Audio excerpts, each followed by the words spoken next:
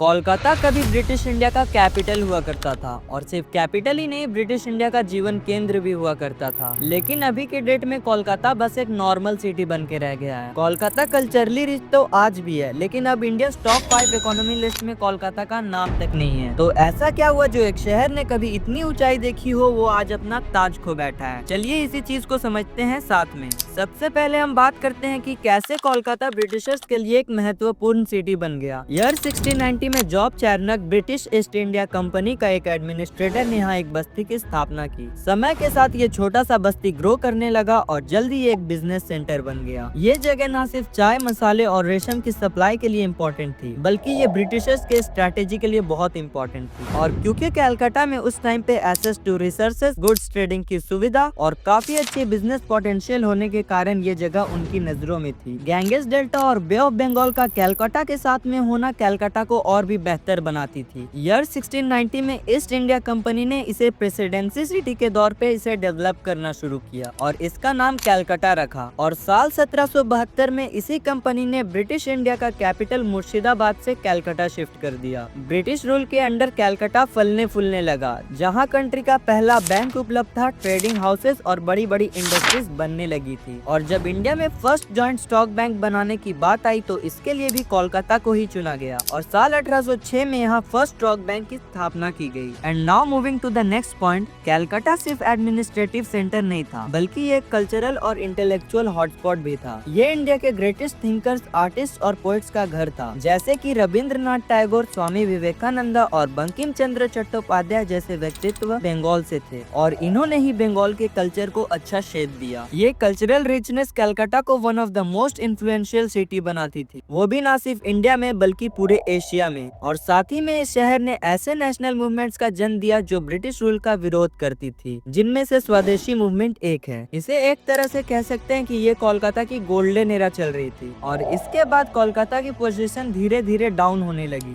साल 1911 में कोलकाता को कैपिटल से हटा दिया गया। ब्रिटिशर्स ने फैसला लिया कि कैपिटल कोलकाता को हटाकर दिल्ली को बना दिया जाए और इसके कई रीजंस थे। इसका एक रीजन ये भी था कि कोलकाता में ब्रिटिशर्स के खिलाफ बढ़ते विरोध ने अंग्रेज को चिंतित कर दिया और दिल्ली अपने हिस्टोरिकल लेगेसी और सेंट्रल लोकेशन के कारण एक सेफ और मैनेजेबल चॉइस लगा। और जैसा कि मैंने कहा, इसके बाद से कोलकाता की पोजीशन आस्ते आस्ते डाउन होने लगी। साल 1914 में पहला वर्ल्ड वॉर शुरू हुआ और कलकत्ता अपने स्ट्रेटेजिक इंपॉर्टेंस के कारण ब्रिटिश वॉर का अहम केंद्र था। लेकिन वॉर के कारण ग्लोबल ट्रेड्स में रुकावट आई, खास करके कलकत्ता के जूट एक्सपोर्ट के लिए। यूरोपियन मार्केट में उस समय वॉर मटेरियल्स की डिमांड थी, जिससे जूट की मांग गिर गई और इकोनॉमिक स्लोडाउन होने के कारण इंडस्ट्रीज को नुकसान हुआ। महंगाई आसमान छूने लगी और लेबर स्ट्राइक्स होने लगे, जिससे कलकत्ता की इंडस्ट्रियल स्टेबिलिटी वीक होने लगी। और इसी बीच मुंबई जैसे शहर रेस में आगे निकलने लगे और इन्वेस्टर्स को अपनी तरफ अट्रैक्ट करने लगे। ये सब तक तो फिर भी ठीक था, लेकिन कोलकाता को इस महामारी के कारण बहुत ही बड़ा झटका लगा। Bengal famine, one of the deadliest famine India had ever witnessed. Story है 1943 की, जब बंगाल में लगभग 30 लाख लोग भूख के कारण मारे गए। तो बात है उस समय की जब वर्ल्ड वॉर 2 छिड़ गई थी और जापान ने बर्मा पे कब्जा कर लिया था और ब्रिटिशर्स को डर था कि ये बंगाल पे भी अटैक करेंगे। इसलिए उन्होंने बंगाली किसानों से उनका अनाज, जानवर और भी कई तरह के रिसोर्सेज छीनकर अपने यूरोप में लड़ रहे आर्मी के पास भेज दिए, ताकि उन्हें रिसोर्सेज की कमी ना हो और इधर जब जापानीज आर्मी पहुंचे तो उन्हें कुछ भी हाथ ना लगे। और इसी तरह बंगाल में 30 लाख से भी ज्यादा लोगों की जान गई, वो भी भूख के कारण। और इस पे विंस्टन चर्चिल का स्टेटमेंट आता है, I hate Indians, they are beastly people with beastly religion, the famine was their own fault for breeding like rabbits. अब मूव करते हैं नेक्स्ट पॉइंट पे, जब भारत को आजादी मिली 1947, तब कोलकाता को बहुत से चैलेंजेस का सामना करना पड़ा। बंगाल के पार्टीशन ने इस शहर को बुरी तरह प्रभावित किया। दरअसल हुआ ये कि ईस्ट पाकिस्तान के निर्माण के बाद कोलकाता ने अपने ट्रेड रूट्स और इकोनॉमिक कनेक्शन खो दिए, क्योंकि कई jute producing regions east Pakistan के पास चले गए, जिससे कोलकाता के जूट मिल्स को रॉ जूट का सप्लाई होना बंद हो गया और इसी तरह इंडस्ट्रियल इकोनॉमी को भारी झटका लगा। और साथ ही साथ पार्टीशन के कारण लाखों की संख्या में रेफ्यूजीज ईस्ट पाकिस्तान से यहाँ आने लगे और शहर की इंफ्रास्ट्रक्चर इतनी काबिल नहीं थी कि इस बढ़ती लोगों की संख्या को हैंडल कर पाए और इसी कारण ओवर क्राउडिंग होने लगा, हाउसिंग की डिमांड बढ़ गई और स्लम्स एरिया एक्सपैंड होने लगे। फिर साल 1970 और 1980 के समय मुंबई, बेंगलोर और दिल्ली जैसे शहर में काफी तेजी से इकोनॉमिक ग्रोथ ग्रोथ हुआ। हालांकि कोलकाता में हो रहे स्ट्राइक्स, लेबर अनरेस्ट और अनस्टेबल पॉलिसीज के कारण कोलकाता में बिजनेस का बढ़ना चैलेंजिंग साबित हुआ और इसी के साथ इंडस्ट्रियल ग्रोथ रुक रहा था और इन्वेस्टर्स भी इंडस्ट्रीज बनाने के लिए अदर सिटीज चूज करना बेटर समझने लगे। और 1990 में भारत ने जब अपनी इकोनॉमी में सुधार करना शुरू किया तब बेंगलुरु और हैदराबाद जैसे शहर आईटी बूम का फायदा उठाते हुए नेशनल और इंटरनेशनल से इन्वेस्टमेंट्स लेने लगे। और बात करें कोलकाता की इकोनॉमी के बारे में तो वो जूट और टेक्सटाइल इंडस्ट्रीज पे निर्भर रही जो कि धीरे धीरे डिक्लाइन कर रही थी। और इसी बीच मुंबई इंडिया का फाइनेंशियल कैपिटल बन गया और दिल्ली पॉलिटिकल एडमिनिस्ट्रेटिव पावर का केंद्र बन गया। आज के समय में कोलकाता एक वाइब्रेंट कल्चरल सिटी माना जाता है, known for its arts, literature और फेस्टिवल्स, खास करके दुर्गा पूजा। ये एक ऐसा शहर है जो अपने ट्रेडिशन और हेरिटेज पे आज भी गर्व करता है। लेकिन जब बात आती है मॉडर्न अर्बन ग्रोथ की, जैसे में infrastructure, real estate, business hub और टेक्नोलॉजिकल इनोवेशन की, तो मुंबई, दिल्ली और बेंगलुरु जैसे शहरों से कोलकाता काफी पीछे है। स्लोअर इकोनॉमिक ग्रोथ और इनसफिशिएंट इंफ्रास्ट्रक्चर डेवलपमेंट जैसे फैक्टर्स कोलकाता को रैंक अप करने से रोकी है। हालांकि कोलकाता अभी भी ग्रेट हिस्टोरिकल और कल्चरल वैल्यू का शहर बना हुआ है, लेकिन इसे अब यंग प्रोफेशनल्स और बिजनेसेस के लिए टॉप चॉइस के रूप में नहीं देखा जाता है जैसे अदर सिटीज देखे जाते हैं। ये तो बात की हमने अभी कोलकाता की कंडीशन की, लेकिन क्या कोलकाता फिर से कभी राइज कर सकता है? तो इसका जवाब है हाँ। कोलकाता को रिवाइव करने का प्रयास किया जा रहा है, जैसे कि सॉल्ट लेक आईटी हब को डेवलप करना और न्यू मेट्रो लाइंस का कंस्ट्रक्शन होना, और इन सब चीजों से काफी ग्रोथ भी हुआ है। लेकिन कोलकाता को अभी लंबा सफर तय करना होगा अपनी पुरानी position as one of India's leading cities का टाइटल रिक्लेम करने के लिए। अगर सच में कोलकाता अपनी खोई पोजीशन वापस चाहता है तो मेरे ओपिनियन में कोलकाता को अपने इंफ्रास्ट्रक्चर में इन्वेस्ट करने होंगे, उभरते इंडस्ट्रीज पे फोकस करना होगा और प्राइवेट एंड इंटरनेशनल बिजनेसेस को अपने तरफ अट्रैक्ट करना होगा। कोलकाता में एक स्ट्रॉन्ग स्पिरिट तो है, पर बिना इकोनॉमिक मोमेंटम के ऐसे सिटीज से कम्पीट करना काफी हार्ड है जो टेक्नोलॉजिकल और मॉडर्न इंडस्ट्री के पावर हाउस बन चुके हैं।